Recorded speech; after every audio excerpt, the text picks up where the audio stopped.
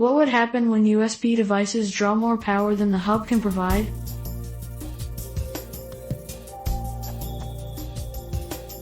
I'm going to buy a 7-port USB 3.0 hub and connect 7 portable HDDs to it in order to build a RAID 6 array.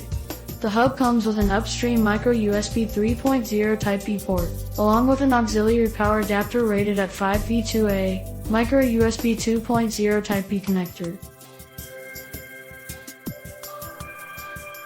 Each 2.5-inch HDD can easily consume 5V0.9A, which is the maximum for a single USB 3.0 port. And now I'm going to connect 7 of them to all available ports. My questions are: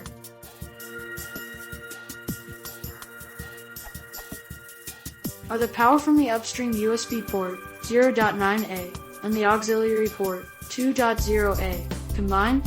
I am confused, because I can always plug another hub into this one, and cascade this USB network, and that hub can be either host-powered or self-powered. How does the power flow in this case? If a 2.5 inches HDD receives less than its required power, 2A, 7 equals 286 mA, will it work at lower speed or won't work at all?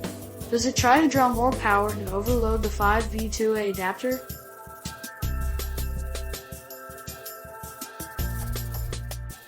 Can I replace the stock power adapter with higher current ones, e.g. 5V10A?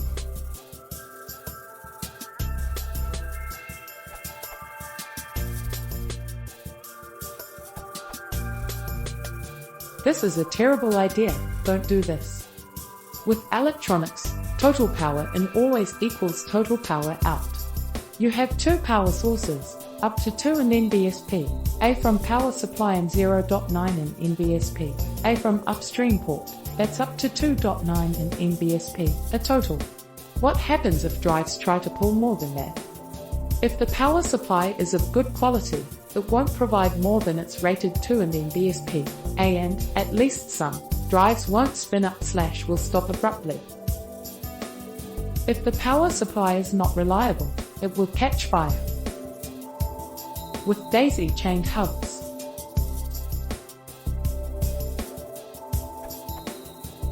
if hubs have a diode that prevents backpowering, things get confusing. The power supply of the first hub powers all hubs down the chain, but the last one powers only the last hub. This is super unreliable. If they don't, all power supplies are shared between all hubs. This would be preferable.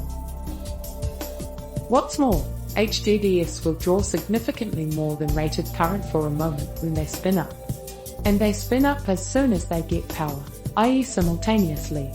Servers deal with this by starting drives one by one in intervals. You can't do this here because you don't have an advanced drive controller. Each drive has one in its integrated SATA to USB adapter. More powerful power supplies will improve things, but it will still be super unreliable.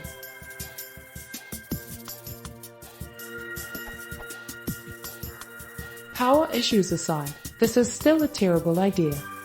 I don't know how you intend to use this peculiar RAID array, but it's fundamentally flawed. RAID is not about backup, RAID is about reliability. If you want protection against data loss, RAID is not what you need. So I assume the goal of this project is reliability and availability.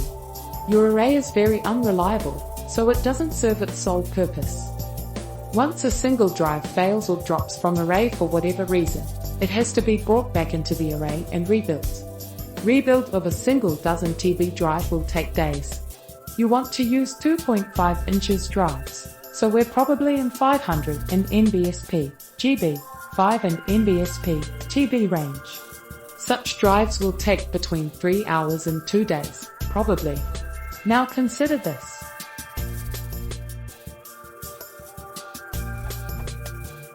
Your power solution is sketchy. USB is not meant for permanent attachment. Drives do disconnect accidentally every now and then.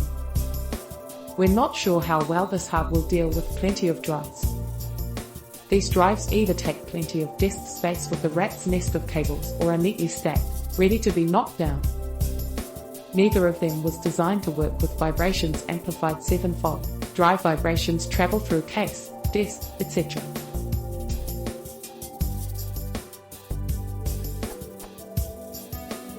With RAID and NBSP6 you can lose 2 drives without data loss, including drives that are pending rebuild. Considering these problems, I wouldn't be surprised if you'd be losing drives faster than you can rebuild them. This will be a disaster waiting to happen.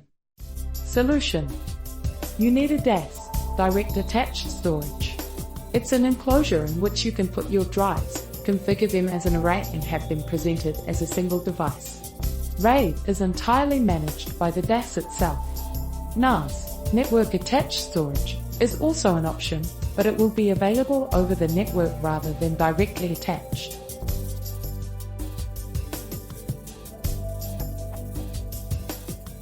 DAS and NAS devices are built with multiple drives in mind. Power problems are already solved for you, and disks are attached using SATA connectors and screwed in. 3.5 inches disks are preferable, but you could go with 2.5 inches plus adapters if you prefer them for some reason. Using drives designed for NAS is recommended. This will cost a lot more, but it will work reliably, which is the whole point. You can reduce the price by buying external drives. They are cheaper than internal ones, and taking them out of their USB enclosures, shucking. But you may lose the warranty. You get drives that are not certified for arrays, vibration problem, and you must know what to buy. For example, some 2.5 inches portable drives have USB ports soldered directly into their PCB, without any SATA port. Some popular DAS brands are TerraMaster and Drobo.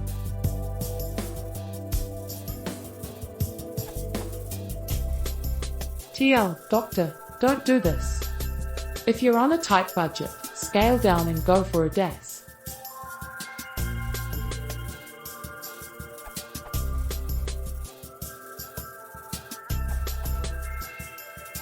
This very much seems to be an SI problem.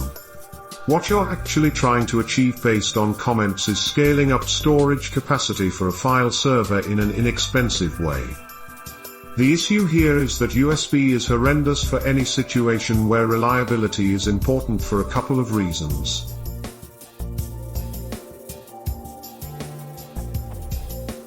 Power distribution over USB is generally problematic. You can mitigate this by only using powered hubs and powered peripherals, but that doesn't solve any of the other issues. The bus is asymmetrical from a latency and efficiency perspective. The further down the chain of hubs something is, the worse its latency and throughput will be. This can kind of be mitigated by utilizing a balanced tree topology so that everything is at the same nesting depth. But that's not exactly trivial, especially since the USB ports on most computers are actually connected to hubs internally themselves and not directly to the host controller, and it's also not exactly cheap.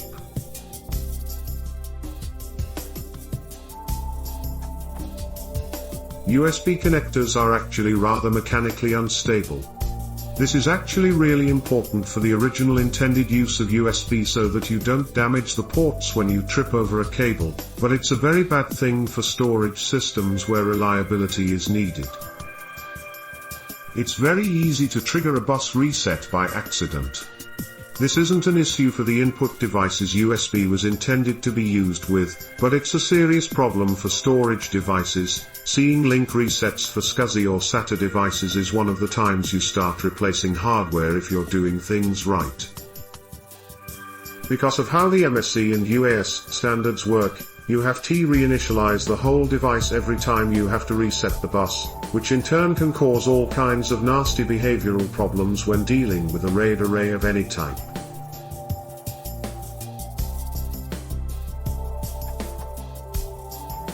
There are a few correct approaches to this depending on exactly how much you can spend.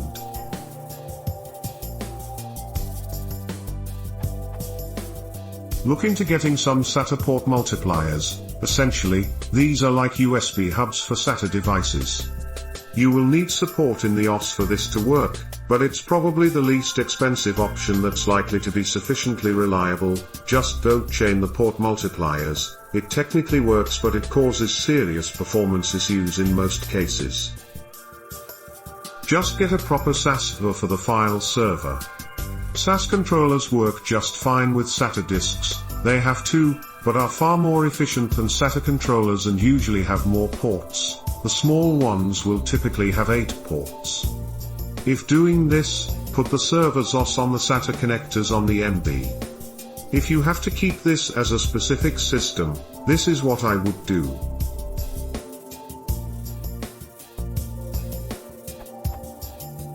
Get a dedicated NAS system.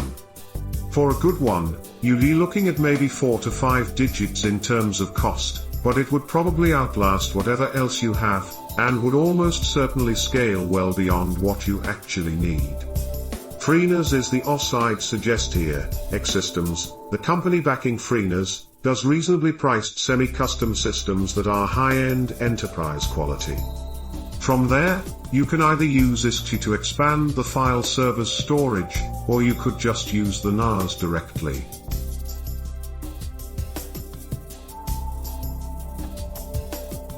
Buy a bunch of small inexpensive systems, throw a big storage device in each, and then set up a clustered file system. Glustufs would be my specific recommendation here. As long as you don't need really fast storage, you can throw together individual Glustufs nodes for under 500 used each. This will give you the best long-term scalability. It can easily go into the thousands of TB range without issue provided your networking hardware is good, but puts significant limitations on other choices you might make about your infrastructure. I've done this before myself with both Intel NUC systems and Raspberry Pis. Shell out probably hundreds of thousands on a proper SAN. Unless you're dealing with a big company, just don't, it's usually a waste.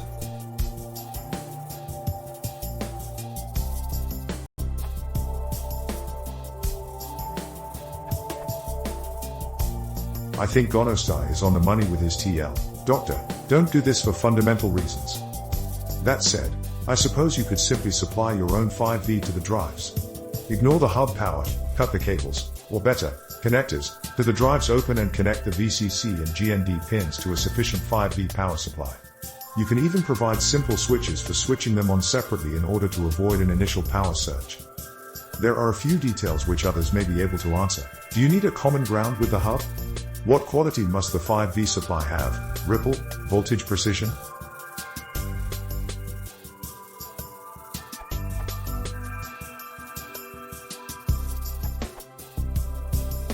The hub, as any USB device, is either bus or self-powered. Devices are enumerated normally, and come up in configuration 0, where no interfaces are implemented and power is limited to 100 and NBSP, mA. The OS may only enable configurations with higher power requirements if the power budget allows.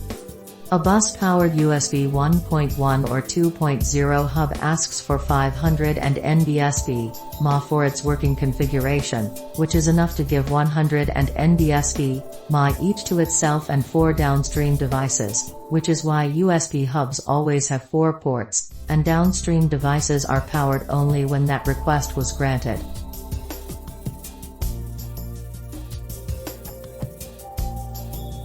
A self-powered USB hub asks for 4 and NBSP, mA, which is pretty much a symbolic value. This configuration uses less power than the inactive configuration, so it is always inside the power budget. The hub must refuse the configuration switch if the power adapter is not connected. Hubs offer both self-powered and bus-powered configurations, and the OS will try them in turn. If the power adapter is not present, the self-powered configuration is rejected, and the OS checks if the power budget is sufficient for a bus-powered configuration. So, in a tree with an arbitrary number of hubs, there is either enough power for all devices, or there is a device for which the OS knows that the power budget does not allow activating a working configuration, which causes a message to be displayed in the UI.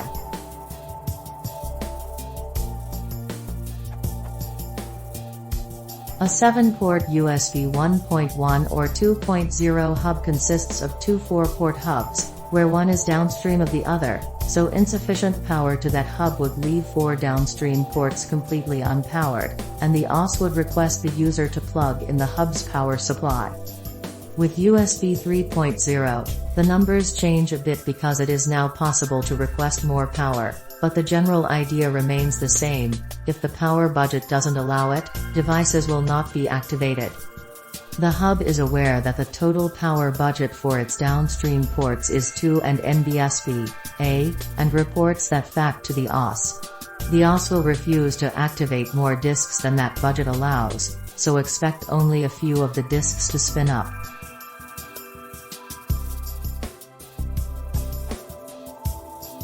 In theory, the disk could attempt to start without permission, which would be a violation of the USB specification.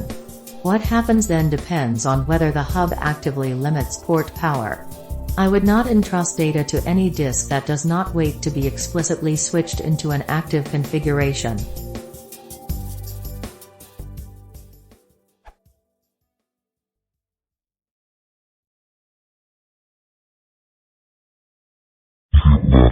Access